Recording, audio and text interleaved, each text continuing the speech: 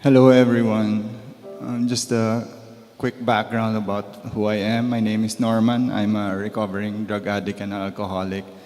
I got introduced to alcohol at a very young age at exclusive school in the same address as where we are right now. But also my addiction got accelerated with it. So I tried Shabu and immediately fell in love with it.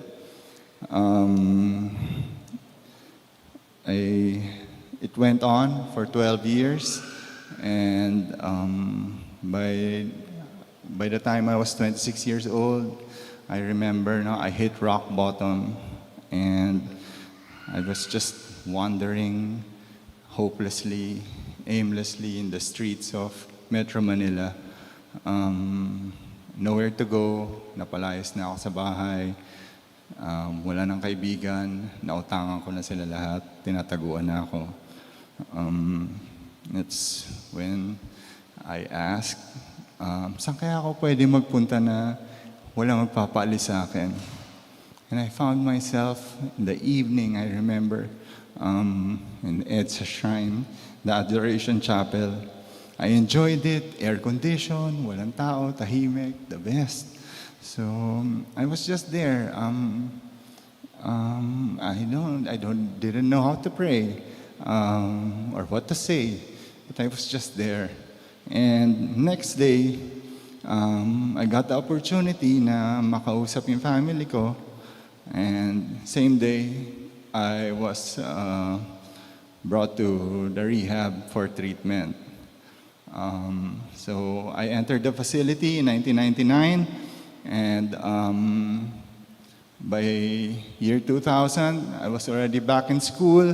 I graduated in 2004. I was 33 years old. 30 years old. And 26 years today. I am now sober, glad to say. And 3 years na lang, I'll be finishing law school na. So, the second of the 7 last words, that was my assignment, no? Alam niyo, when I was reflecting on the second last word of Jesus, today you will be with me in paradise. Napaisip po ako, para kanino ba to? Kasi kung isipin natin, no? Sinabi to ni Jesus hindi sa isang santo, hindi sa isang mabuting tao, kundi sa isang kriminal. Yung tinatawag natin si Saint Dismas. At doon ako tinamaan. Kasi if I'm being honest, or brutally honest, maraming moments sa buhay ko na I felt stuck. Yung feeling na parang, Lord, ang dami ko pang kailangan ayusin bago ko lumapit sa'yo. Naulit na naman, 26 years before, ganun ulit ngayon. May mga pagkakataon na hindi ka proud sa sarili mo. May mga panahon na parang paatras ka instead na pasulong. May mga sugat, physical man or emotional, na matagal bago gumaling. At minsan naiisip mo, pwede pa ba akong magsimula ulit? Balikan natin yung eksena. 3 tao, nakapako sa krus, si Jesus sa gitna, 2 kriminal, magkabilang side. Yung isa minamock si Jesus, pero yung isa, si Dismas, iba. Hindi siya nag-speech, hindi siya nagbigay ng mahabang dasal. Simple lang sinabi niya, Jesus, remember me. Walang conditions, walang justification, walang bawi akong Lord next time. At ang sagot ni Jesus, hindi yung, sige pag naging mabait ka muna. Hindi yung hintayin muna natin after 10 years. Ang sabi niya, today you will be with me in paradise. Alam niyo, sobrang powerful nito. Kasi si Dismas, wala na siyang time. Wala na siyang chance magbago ng buhay. Nasa krus. Wala na siyang opportunity to prove himself. Pero in that one moment, nagbukas ang langit para sa kanya. At doon ko na-realize, minsan tayo, feeling natin, kailangan muna natin maging perfect bago tayo maging worthy. Pag okay na ako, saka ako magdadasal. Pag naayos ko ng buhay ko, saka ako lalapit kay Lord. Pag wala na akong kasalanan.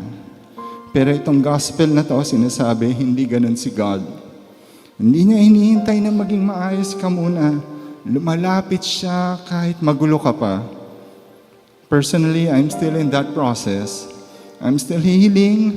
I'm still rebuilding parts of my life. I'm still figuring things day in, day out. Hindi pa tapos yung story ko. Pero ito yung nagbibigay sa akin ng hope.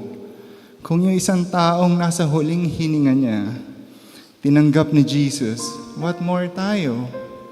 Tayo na may oras pa, tayo na may chance pa, tayo na may pagkakataon pang bumangon ulit. Minsan, ang kailangan lang talaga hindi perfect life, kundi honest heart. Katulad ni Dismas, umamin siya, kumilala siya, at nagsabi lang siya, Jesus, remember me.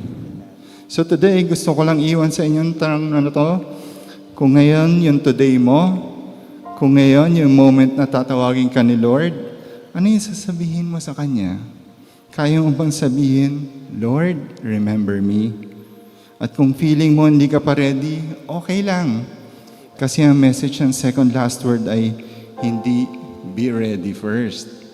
Ang message niya ay come as you are. Let me end with this. The good thief didn't have time to change his life, but he had time to change his heart.